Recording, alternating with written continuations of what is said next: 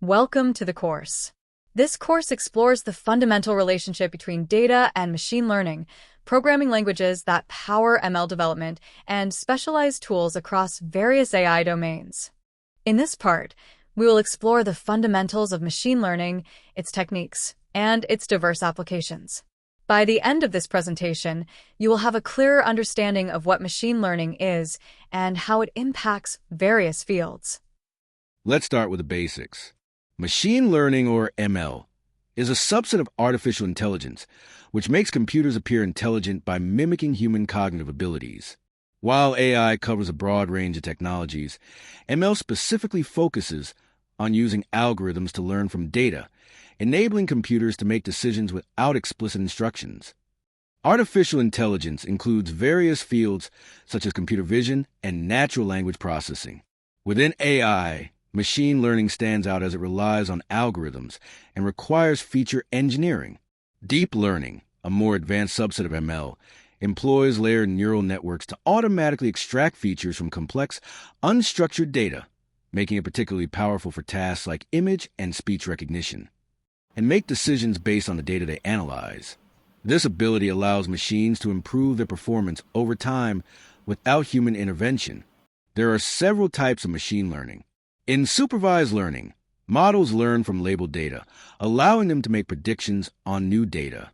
Unsupervised learning, on the other hand, identifies patterns without any labels. Semi-supervised learning uses a small amount of labeled data to improve learning, while reinforcement learning involves an agent learning through interactions and feedback from its environment. Different techniques are employed in machine learning based on the problem at hand. Classification is used to predict categories, such as determining if a cell is benign or malignant. Regression predicts continuous values, like house prices. Clustering groups similar data points, while association finds items that often occur together. Anomaly detection is crucial for identifying unusual cases, such as credit card fraud. Machine learning has a profound impact on various industries. In healthcare, it helps predict diseases by analyzing cell samples. E-commerce platforms like Amazon and Netflix use ML to recommend products based on user preferences. In banking, ML predicts loan default probabilities, while telecommunications companies analyze customer data to anticipate churn rates. Let's consider an example in healthcare. Imagine we have a dataset with characteristics of thousands of human cell samples. By analyzing these characteristics, we can train a model to predict whether a new cell sample is benign or malignant. Early detection of cancer can significantly impact patient survival rates, showcasing the power of machine learning in real-world applications. Despite the advancements in machine learning, human involvement remains crucial. For instance, if an ML algorithm denies a loan application, a banker needs to understand the reasoning behind that decision. This collaboration ensures that the algorithms are continuously improved and aligned with ethical standards. In conclusion, machine learning is a powerful subset of artificial intelligence that enables computers to learn from data and make informed decisions. With various techniques available, such as classification and regression, ML is applied across numerous fields, from healthcare to finance. As we continue to explore this fascinating area, it is essential to remember the importance of human oversight and the need for continuous adaptation of our algorithms. Welcome to our discussion on data scientist versus AI engineer. Today, we'll explore the key differences between these two roles that are becoming increasingly prominent in the tech industry. By the end of this presentation, you will understand how their functions, data usage, and processes differ, especially in the context of generative AI. For many years, data science was dubbed the selected job of the 21st century. However, with the rise of generative AI, we now have AI engineers stepping into the spotlight. Generative AI is pushing the boundaries of what artificial intelligence can accomplish, leading to the emergence of AI engineering as its own unique field. Let's explore the first area of difference: use cases. Data scientists are often seen as data storytellers, utilizing descriptive analytics to extract insights from messy data. They engage in exploratory data analysis and predictive modeling. In contrast, AI engineers are system builders who focus on prescriptive and generative use cases, such as creating recommendation engines or intelligent assistants that transform business processes.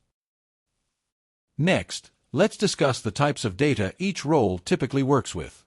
Data scientists primarily handle structured data, often in tabular form, which requires significant cleaning and pre-processing. On the other hand, AI engineers work mostly with unstructured data, such as text, images, and audio files. This difference in data types also influences the processes they use to extract insights and build models. Now, let's look at the underlying models used by each role. Data scientists have access to a wide array of traditional models, each tailored for specific use cases. However, AI engineers primarily utilize foundation models, which are designed to generalize across various tasks without needing retraining. These foundation models are typically larger and require more computational power and time to train, often taking weeks or even months. The processes and techniques employed by data scientists and AI engineers also differ significantly. A typical data science workflow involves defining a use case, selecting the appropriate data, preparing it, training a model, and deploying it. In contrast, AI engineers often start with a use case and then work directly with pre-trained foundation models, leveraging techniques like prompt engineering to build applications more efficiently. This shift is largely due to AI democratization, which makes powerful models accessible to a broader audience. Despite the differences, there is still overlap between the two roles. For instance, data scientists may work on prescriptive use cases, while AI engineers might occasionally engage with structured data. Both fields are evolving at a rapid pace, with new research papers, models, and tools emerging daily. With the right data, AI, and creativity, the possibilities are endless. In conclusion, we've explored the key differences between data scientists and AI engineers, focusing on their use cases, data types, underlying models, and processes. Understanding these distinctions is essential in today's rapidly changing tech landscape. I encourage you to explore opportunities in both fields, as they each offer unique challenges and rewards. Thank you for tuning in, and I hope you found this discussion helpful. Welcome to our session on Tools for Machine Learning. Today we will explore the importance of data in machine learning, common programming languages used in the field, and various tools for data processing, visualization, machine learning, deep learning, computer vision, natural language processing, and generative AI. By the end of this presentation, you will have a comprehensive understanding of the tools that power machine learning.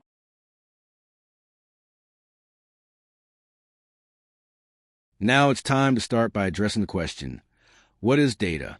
Data is essentially a collection of raw facts, figures, or information that is used to draw insights, inform decisions, and fuel advanced technologies. In the realm of machine learning, data is central to every algorithm, serving as a foundation from which patterns are discovered and predictions are made.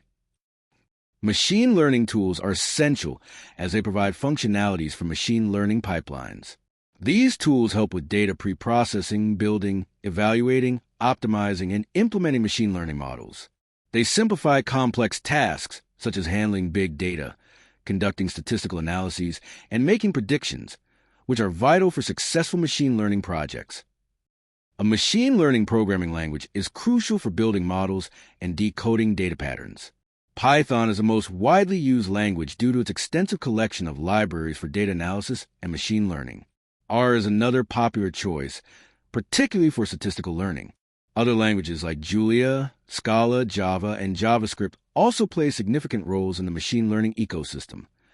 Data processing and analytics tools are essential for managing data effectively. For instance, PostgreSQL is a powerful open-source object relational database system, while Hadoop offers scalable storage for massive data. Spark is a distributed, in-memory processing framework that excels in real-time big data processing. Other valuable tools include Apache Kafka for building data pipelines and Pandas, and NumPy for data manipulation and numerical computations. Data visualization tools help us understand and visualize the structure of our data. Matplotlib is a foundational library for generating customizable plots, while Seaborn provides a high-level interface for creating attractive statistical graphics. NR ggplot2 is widely used for building layered graphics, and Tableau is a powerful business intelligence tool. for creating interactive dashboards. Machine learning tools are critical for creating and tuning models.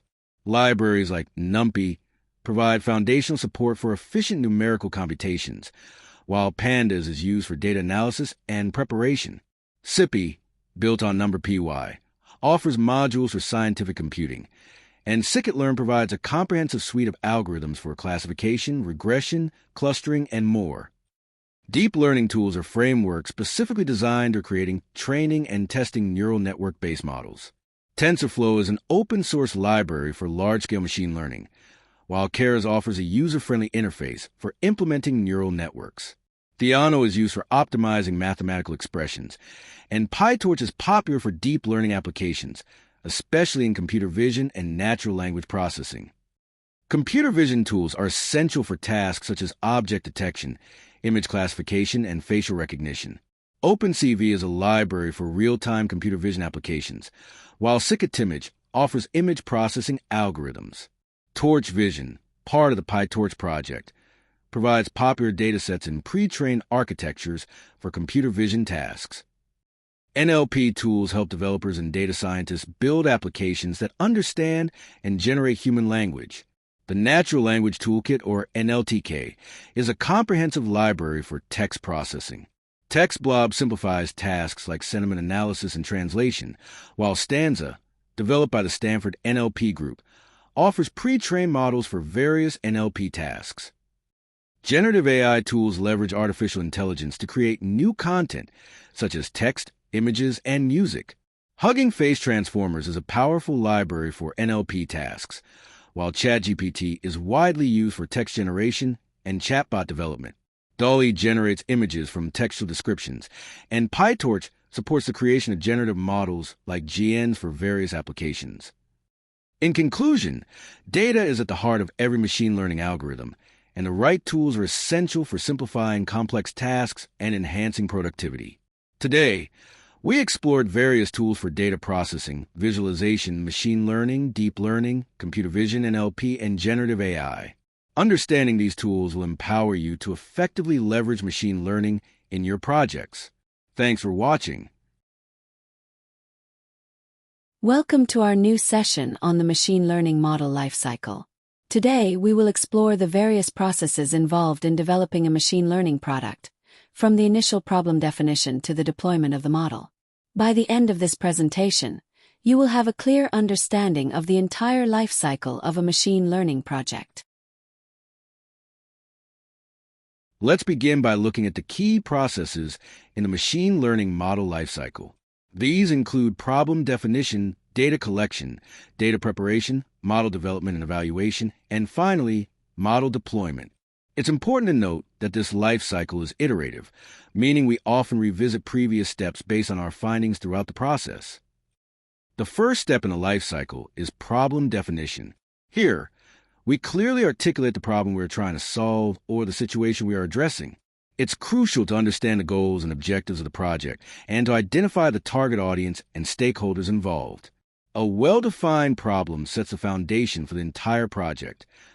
For this project, I work closely with the client to understand that beauty product customers want personalized recommendations based on their purchase history.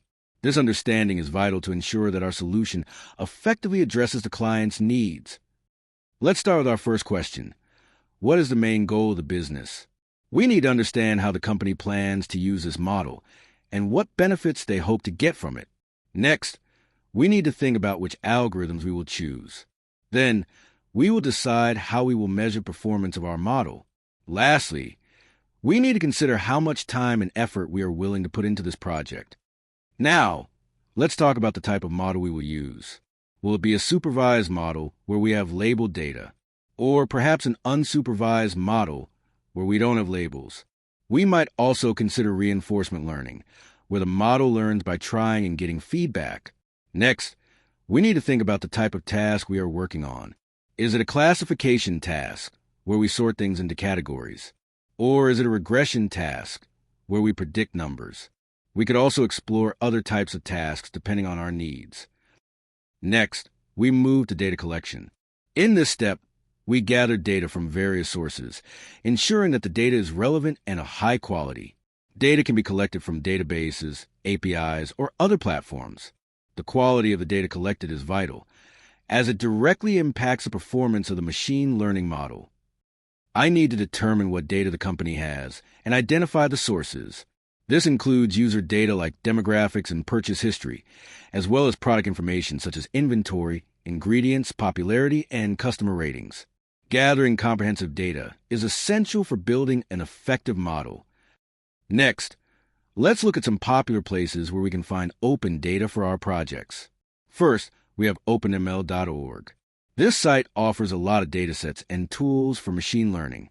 Next is cadglue.com, a well-known platform that not only has datasets but also hosts competitions and learning resources. We can also use paperswithcode.com, which links research papers with the datasets and code used in them. Another great resource is the UC Irvine Machine Learning Repository, which has many datasets for different tasks. Additionally, we can explore Amazon's AWS datasets, where we can find a variety of data hosted in the cloud. Finally, we have TensorFlow datasets, which provide ready-to-use datasets specifically for deep learning projects. These repositories can help us gather the data we need for our machine learning models. Before continue to getting data in machine learning process, let's briefly talk about Google Colab and Jupyter Notebook. Google Colab is a cloud-based platform that allows us to write and run Python code directly in our web browser. It features built-in Jupyter Notebook functionality, making it easy to share and collaborate. Plus, it offers free access to GPUs for faster computations. Jupyter Notebook is a tool we install locally, allowing us to create documents with live code, text, and visualizations. It's great for interactive coding and customization but requires local setup. In summary, Colab is great for collaboration and convenience, while Jupyter Notebook offers more control on your machine.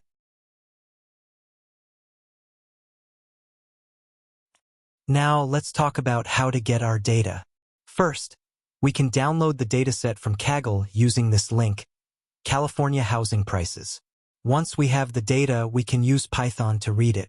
We will import the Pandas library, which helps us work with data easily. Here's a simple code to read our CSV file. Import pandas as PD. This imports the pandas library. Housing equals PD read underscore CSV. Sample underscore data slash housing.csv. This reads our CSV file. After running this code, we will see the housing data. It contains different columns, such as longitude and latitude for location, housing underscore median underscore age to see how old the homes are, total underscore rooms and total underscore bedrooms to understand the size of the houses, population and households for demographic details, median underscore income for economic information, median underscore house underscore value to check house prices, ocean underscore proximity for nearby water bodies. This dataset has over 20,640 rows and 10 columns, giving us plenty of information to work with for our analysis.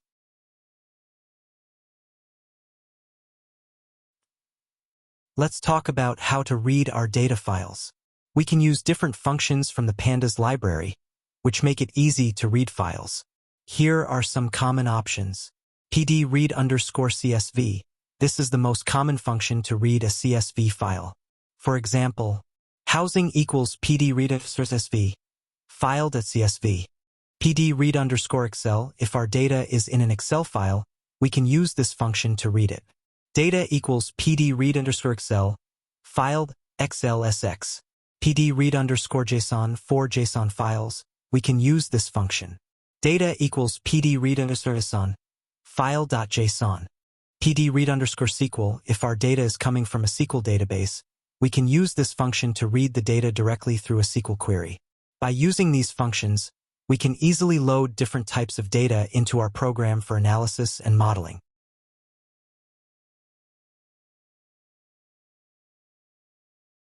Now we are in a new step, data preparation.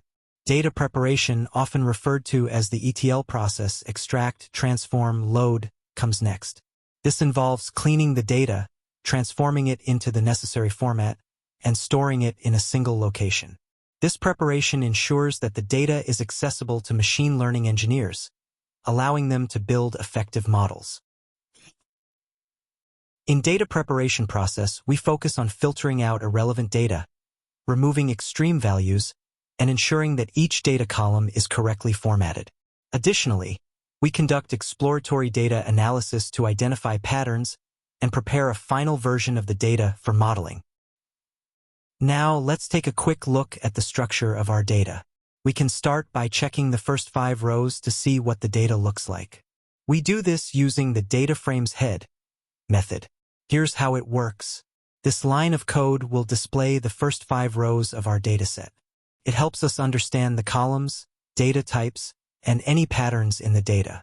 This step is important to get familiar with the information we're working with.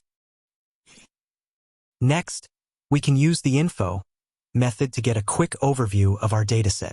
This command will show us the total number of rows, each attribute's data type, and the number of non-null values.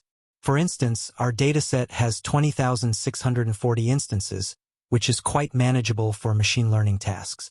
However, I noticed that the total underscore bedrooms attribute only has 20,433 non-null values, indicating that 207 entries are missing this information. We'll need to address these missing values later on. Looking at our dataset, we see that all attributes are numerical except for ocean underscore proximity, which is of type object. This typically means it holds text data since we loaded it from a CSV file.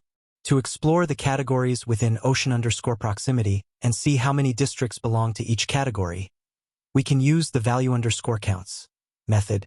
This command will provide a count of instances for each unique value in the ocean underscore proximity attribute, helping us understand the distribution of this categorical data. Now, let's examine the numerical attributes with the describe method. This will provide a summary of the numerical fields in our dataset, including count, mean, min, and max values. Note that null values are ignored.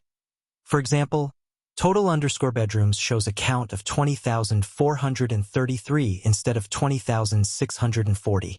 The output also includes the standard deviation, STD, which indicates how spread out the values are.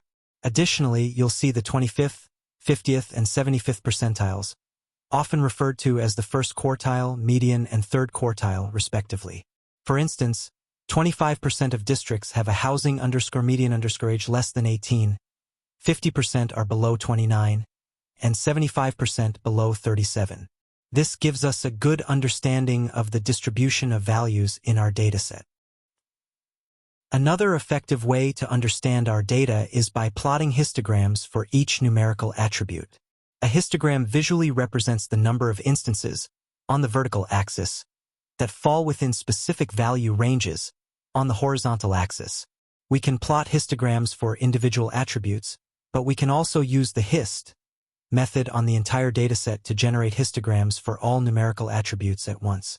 This code will create a histogram for each numerical attribute, allowing us to quickly assess the distribution of values across the dataset. It's a great way to identify patterns, skewness, and potential outliers. Next, we should create test sets and train sets. To split our dataset into training and testing subsets, we can use the train_test_split function from Scikit-Learn. This is a straightforward way to ensure our model can be trained and evaluated effectively. In this code, housing is our original dataset. Test_size equals 0.2 indicates that 20% of the data will be allocated to the test set, while 80% will be for training. Random_state equals 42 ensures that the split is reproducible. Using the same seed will give the same results every time. This division allows us to train our model on one part of the data and validate its performance on another, unseen part. Let's examine this in detail in the next part.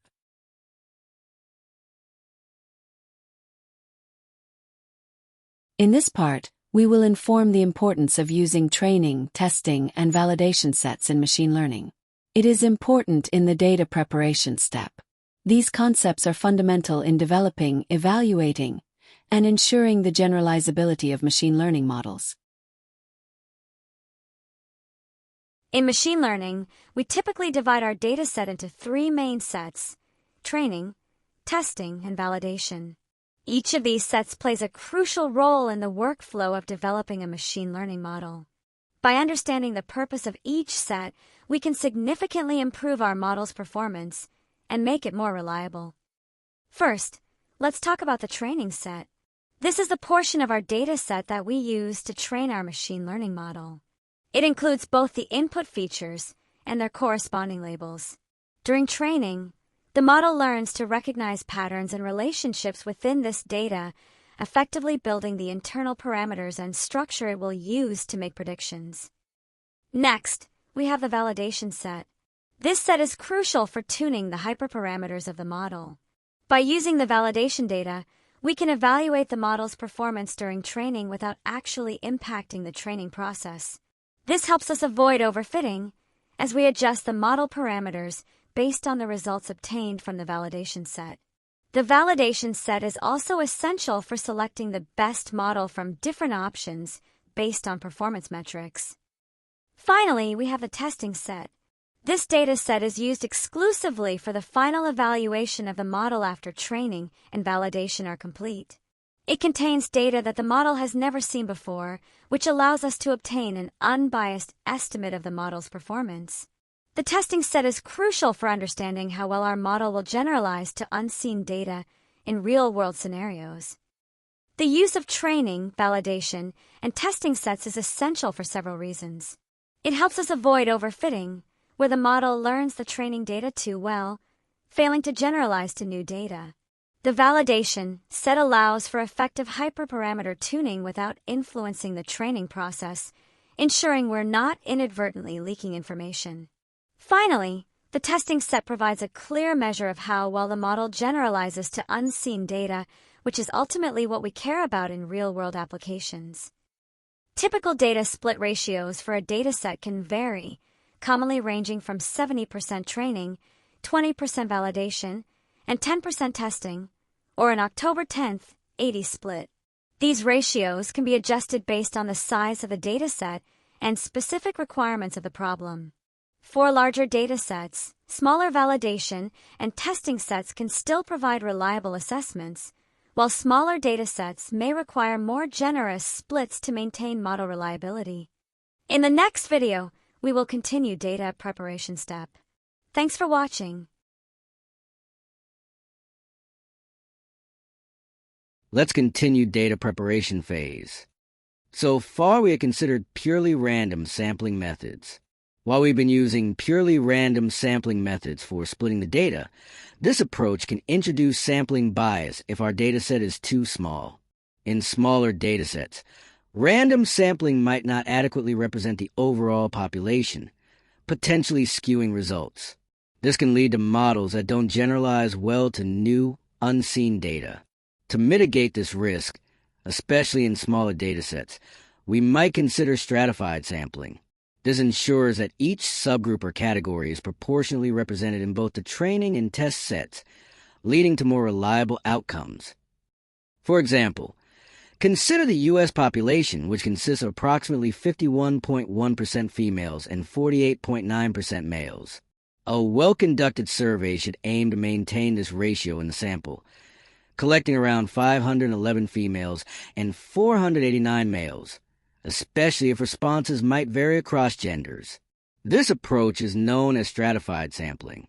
In this method, the population is divided into homogeneous subgroups or strata. We then sample a proportional number of instances from each stratum, ensuring that the test set accurately represents the overall population. This helps to prevent sampling bias and enhances the reliability of our model's predictions. Examining the histogram for median income reveals that most values cluster between 1.5 and 6, representing 15,000 to 60,000. However, there are some instances with median incomes that exceed 6. It's crucial to ensure that there are enough instances in each stratum to avoid bias in estimating the importance of a stratum. If certain strata are underrepresented, our understanding of their significance can be skewed, potentially leading to inaccurate model predictions and interpretations. The following code demonstrates how to use the PD cut. function to create a new attribute for income categories, dividing the values into 5 categories labeled from 1 to 5. In this example, Category 1 includes income values from 0 to 1.5, less than $15,000. Category 2 ranges from 1.5 to 3. Categories 3, 4, and 5 continue accordingly. This categorization allows for easier analysis and modeling based on defined income brackets. The following code visualizes the distribution of the income categories in the dataset using a bar chart. In this code, value_counts counts the occurrences of each income category. Sort_index sorts the categories in ascending order. Plot.bar creates a bar chart with categories on the x-axis and the number of districts on the y-axis. Labels for the axes are added for clarity. The resulting bar chart displays the distribution of districts across the defined income categories, allowing for an easy visualization of how many districts fall into each income bracket. You're now prepared to implement stratified sampling based on the income category. Scikit-Learn offers various splitter classes within the sklearn.model_selection package to assist in splitting datasets into training and testing sets. For stratified sampling, there's an efficient method using the train_test_split function by specifying the stratify argument. This allows you to create a training and test set while maintaining the same distribution of income categories in both sets. Here's how you can do it. In this example, stratify equals housing income_cat ensures that the splits in the training and test sets reflect the distribution of income categories in the original dataset. This helps prevent sampling bias and ensures a more representative dataset. To verify the effectiveness of stratified sampling, we can compare the income category proportions in the overall dataset with those in the test set. You can visualize this comparison using a bar chart or similar plot. Here's what you might observe. Stratified sampling test set. The proportions of income categories in this test set will be nearly identical to those in the full dataset. This indicates that the sampling method successfully maintained the original distribution. Random sampling test set. In contrast, the test set generated through purely random sampling may show skewed proportions, failing to accurately represent the income categories of the overall dataset. Now let's change the topic. We will talk about critical topic in machine learning, overfitting and underfitting. Understanding these concepts is essential for anyone looking to build effective predictive models. Let's start with overfitting. Overfitting occurs when our model learns not just the underlying patterns in the training data, but also the noise and random fluctuations. This leads to a model that performs exceptionally well on the training set but struggles on unseen data. Imagine a student who memorizes answers to questions without truly understanding the material. When faced with new questions, they falter. Similarly, overfitted models can show impressive accuracy during training, but when tested with validation data, their performance drops significantly. Now, let's turn our attention to underfitting. This happens when our model is too simplistic to capture the underlying relationships in the data. An underfitted model performs poorly not just on unseen data, but also on the training data itself. Think of a student who hasn't studied enough. They miss important concepts and, as a result, perform poorly on both practice tests and exams. Just like that, underfitting leads to high bias and a lack of complexity in our models. Striking the right balance between overfitting and underfitting is crucial for developing robust machine learning models. Techniques such as regularization, cross-validation, and selecting appropriate model complexity can assist us in achieving this balance. As you embark on your machine learning journey, keep these concepts in mind. They are foundational to building models that not only fit our training data well, but also perform accurately on unseen data. Next, let's discuss how to identify overfitting and underfitting. Let's start with overfitting. Here are some signs to look out for. High training accuracy, low validation accuracy. If your model does really well on the training data but struggles on the validation data, this is a red flag for overfitting. Decreasing training loss, increasing validation loss. You might notice that the training loss keeps going down while the validation loss starts to go up. This shows that the model is learning the training data too closely and not generalizing well. Now let's discuss underfitting.